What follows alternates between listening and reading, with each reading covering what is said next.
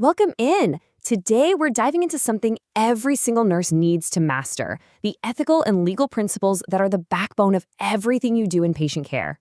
Think about it. During a single shift, you make literally hundreds of decisions. So, what's guiding them? This isn't just some boring textbook stuff. We're talking about the real-world foundation of your entire practice. It's what keeps your patients safe and your care on point. So, let's jump right in. All right, first things first, we got to talk about your moral compass. These are the core ethical principles that are going to guide you, especially in those really tricky situations where the right answer isn't so obvious.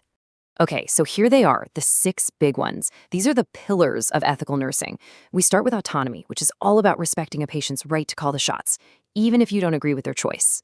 Then you've got non-maleficence, the absolute #1 rule: do no harm. Its partner is beneficence, which is about actively doing good. Then we have fidelity. That just means you do what you say you're going to do. You keep your promises. Veracity? Simple. Tell the truth. And finally, justice, making sure everyone gets a fair shake and care is distributed equitably. Trust me, you'll be juggling these 6 principles every single shift. All right, let's focus on these 2 for a sec, because the difference can seem a little fuzzy, but it's super important. Think of it like this. Non-maleficence is the baseline. It's the Hippocratic Oath, right? First, do no harm. It's about not doing something bad. But beneficence, that's proactive. It's about stepping up and actively doing good for your patient. So one is about preventing harm, and the other is about promoting good. See the difference?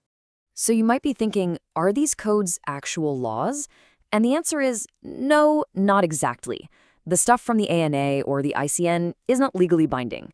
But, and this is a big but, your state's Board of Nursing can absolutely reprimand you for unprofessional conduct if you violate them.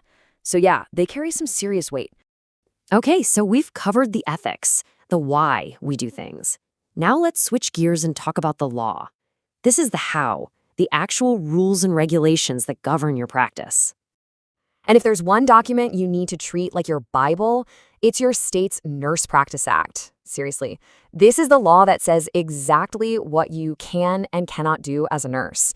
It defines your scope of practice, what education you need.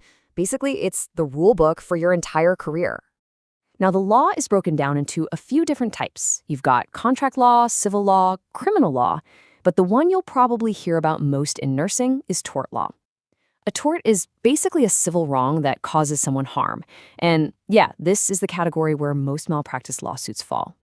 Okay, here's a fancy Latin term for you: respondeat superior. It literally means let the master answer. And what it means for you is that your employer, the hospital or clinic, can be held responsible for your actions. If you make a mistake on the job, they can be on the hook for it.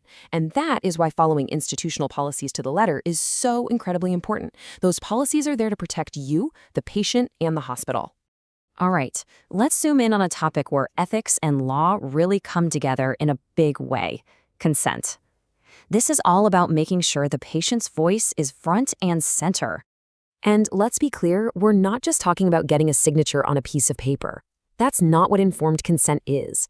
It's a process. It's a conversation. It's about making absolutely sure that the patient gets what they're agreeing to. So what does informed actually mean?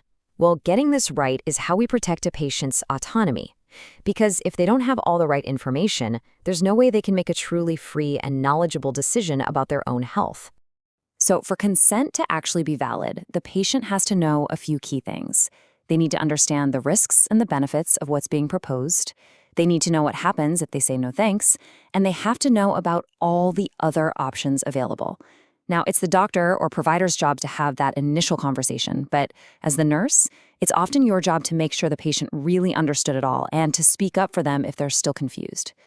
Okay, let's talk about a law I'm pretty sure you've heard of: HIPAA. When it comes to privacy and keeping patient information confidential, the rules here are absolute. They are not suggestions. So what is it, really? Well, HIPAA is the big federal law that puts the legal duty on us, on you, to protect a patient's personal health information. It's not just a good idea or a hospital policy. It's a patient's legal right. And you know, it is shockingly easy to violate HIPAA without even meaning to. We're talking about simple stuff like chatting about a patient in the cafeteria or leaving a computer screen unlocked. Or a big one these days, posting something on social media you think is anonymous, but it isn't. Even just peeking at the chart of a celebrity patient or a neighbor out of curiosity, all of those are huge violations, and they come with really serious consequences. All right, we have to talk about something that's tough, but absolutely necessary. What happens when things go wrong? When the standard of care isn't met and a patient gets hurt? You'll hear the words negligence and malpractice thrown around, and they're super close. Here's the easiest way to think about it. Malpractice is just a specific type of negligence.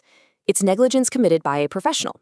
It means a nurse, a doctor, someone with a license didn't do what another reasonable professional would have done in that same spot. So for a patient to actually prove malpractice in court, they have to prove all 4 of these things. It's like a recipe. If you leave out one ingredient, it doesn't work. They have to show 1, you had a duty to care for them. 2, you breached that duty.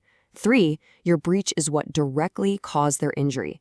And 4, that they suffered some kind of actual damage. Take away any one of those 4, and the case falls apart. And what does this look like in the real world? Well, we're talking about some of the most common mistakes, unfortunately. Medication errors, messing up an IV, not putting fall precautions in place for a high-risk patient. Or, and this is a big one, failing to monitor a patient and report a change in their condition. If you look at this list, you'll see they're all connected to the absolute fundamentals of nursing care. But hey, it's not all scary legal stuff. The law also has your back. Ever hear of Good Samaritan laws? Every state has them, and they're there to protect you. They encourage you to step in and help in an emergency, outside of work, without having to worry about getting sued, as long as you act reasonably and don't expect to get paid for it. So let's end with this. At the end of your next shift, ask yourself this question. Seriously. Because thinking about this isn't just some homework assignment. It's how you take all these ideas we just talked about and make them real. It's how you turn them into muscle memory. And that, right there, is the secret to building a long, safe, and truly meaningful career as a nurse.